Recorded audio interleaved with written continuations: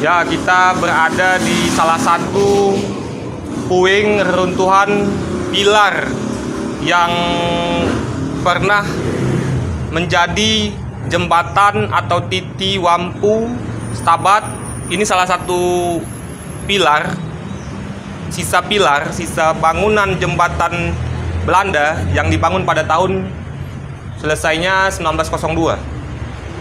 Ini salah satu, masih nampak salah satu pilar jembatan Belanda.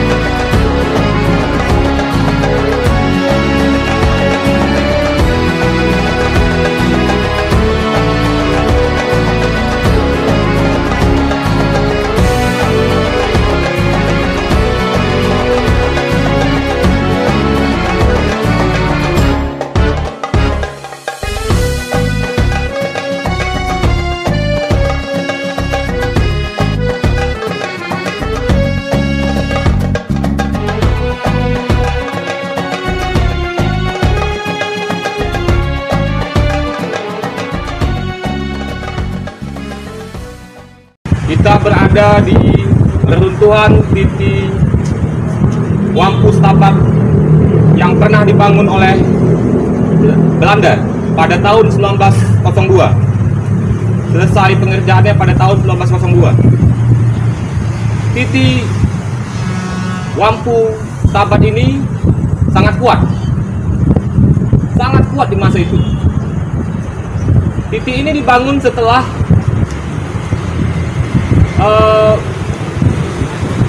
Stabat menjadi kejuruan di masa Tengku Kejuruan, Tengku Muhammad Khalid. Pada masa itulah Belanda membangun jembatan ini ketika hasil perkebunan sangat melimpah di bumi Langkat nan bertuah ini. Kita lihat saja sampai hari ini fondasi jembatan ini sangat unik, sangat kuat, sangat kokoh. Mungkin masyarakat Melayu dan masyarakat umum banyak yang tidak mengetahui bahwasanya fondasi jembatan ini disusun, ditahan dan disangga oleh papan-papan kayu yang sangat kuat, yang tahan direndam air.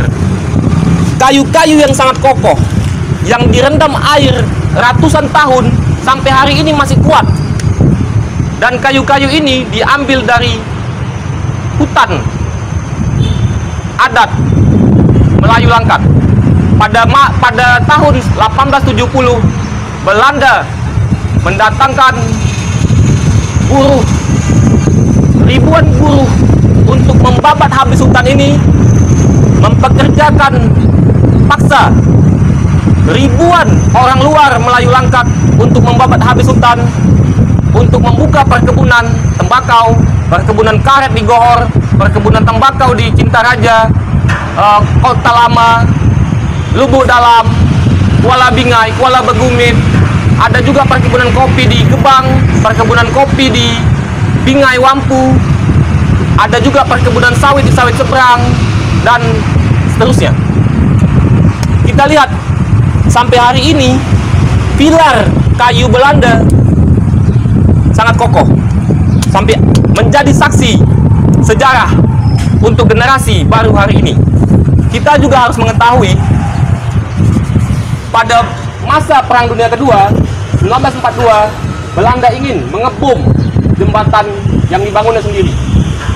Ketika Jepang mau masuk ke Indonesia, salah satunya di wilayah Langkat, untuk mempertahankan wilayah jajahannya Belanda mempersiapkan kedatangan Jepang dengan membangun bunker di kanan kiri jembatan ini untuk mengepung pasukan Jepang, untuk menyambut kedatangan Jepang.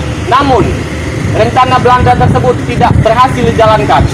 Tidak berhasil sebelum mengebom Siti Wampu ini, bunker yang dibangunnya pun tidak sempat dipakai.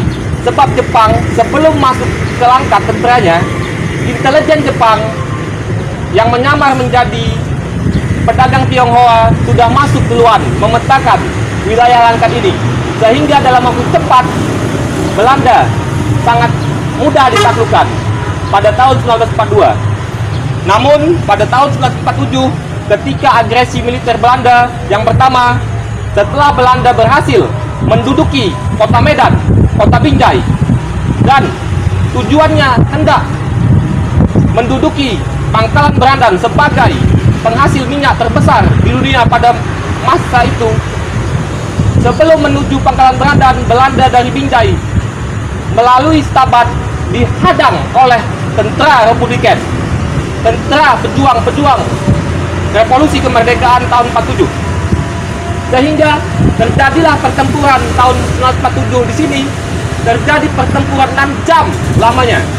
Sehingga titik ini dibom untuk menghadang pasukan Belanda menuju Tanjung Pura dan Pangkalan Berandan.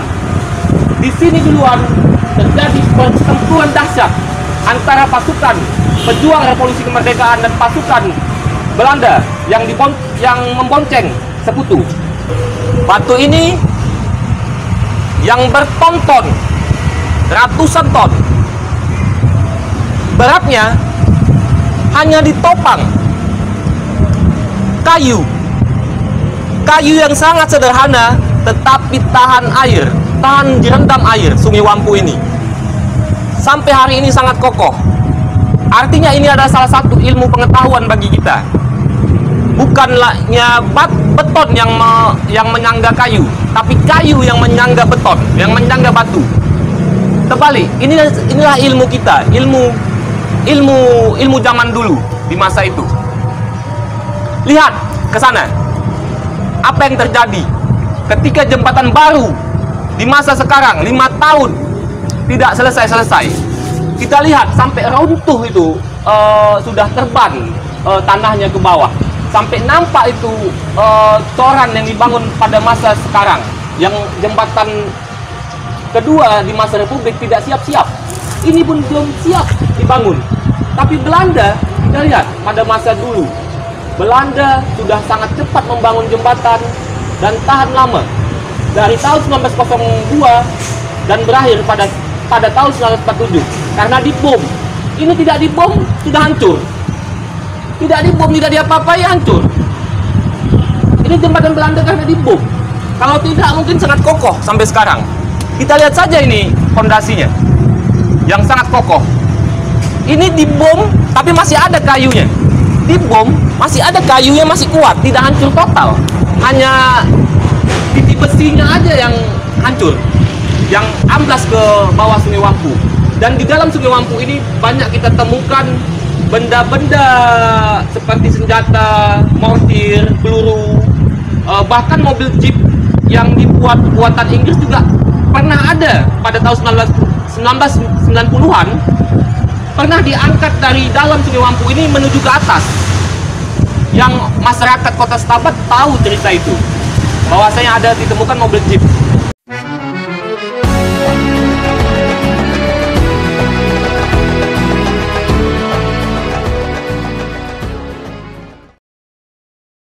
Saya menemukan batu bata di masa Belanda dan batu bata di masa sekarang, saat ini.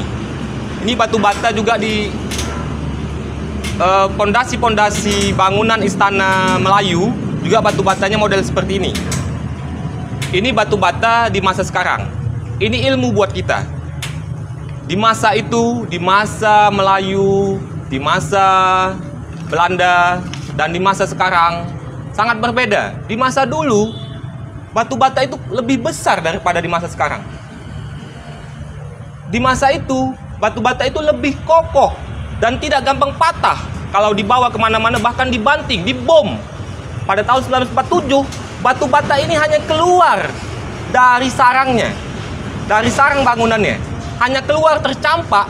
Dan inilah batu bata Titiwampu yang selesai dibangun pada tahun 1902 masih ada sampai sekarang utuh, dan bahkan masih banyak di bawah ini batu bata zaman di masa itu.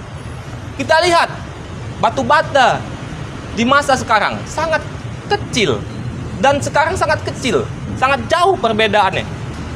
Berbeda jauh batu bata itu di masa dulu dan masa sekarang. Kita harus mengevaluasi generasi kita hari ini. Kita harus kembali melihat ke belakang, melihat pendahulu kita, melihat sejarah kita.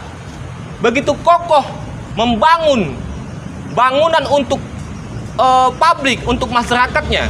Kita lihat tidak ada dikorupsi, tidak ada sedikit pun uang itu untuk ditelap.